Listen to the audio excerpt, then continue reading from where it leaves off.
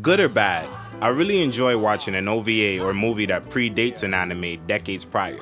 It's interesting to see how the previous anime adaptation approached the story, how different studios depict a manga, and how the trends of the times affect the outcome of the overall production.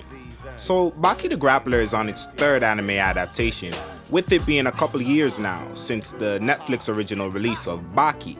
A lot of you may know or even have seen the 2001 Baki the Grappler anime series, but a lot of you guys might not have known about the predating Grappler Baki OVA from 1994. And that's where I come in. The story, which there really isn't much of, shines a light on Baki Hanma, who is a polarizing figure at this huge martial arts tournament among fighters. Even in this version of the anime, it is evident that his ultimate goal is to be the greatest fighter in the world. He's totally undefeated, and as humble as he is, pretty much finishes all his opponents without losing too much energy. So the first half sorta shows a couple easy fights for Baki, with some dialogue from other characters, but the focus of the OVA is his fight against Kosho Shinogi, whose fighting style is based on piercing out his opponent's veins.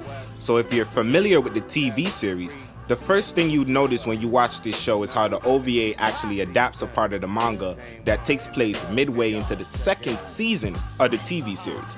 You know, that second season that totally abandoned plot, character development, and opted for 24 episodes of straight action every episode, which automatically lets me know they cherry-picked this story from the source material as a trailer to draw people towards the manga. I'm talking about the OVA.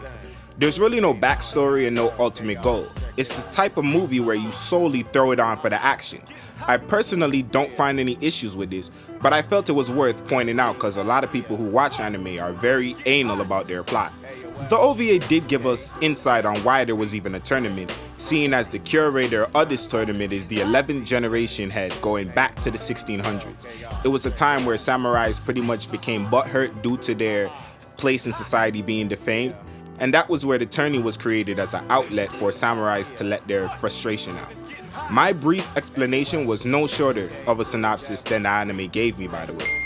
Anyhow, the music, art style, and animation are extremely standard for its time, but it makes up for it with pretty cool action scenes. To all Baki fans, go back and see this if you haven't, as a look into the early attempts to adapt in the Baki franchise. Clocking in at 45 minutes, you can get drunk or high if that's what you're into, and pop on Grappler Baki, the ultimate fighter. Like the video, comment down below what y'all want to see next. I'm out. Thanks for watching. Anime Back When.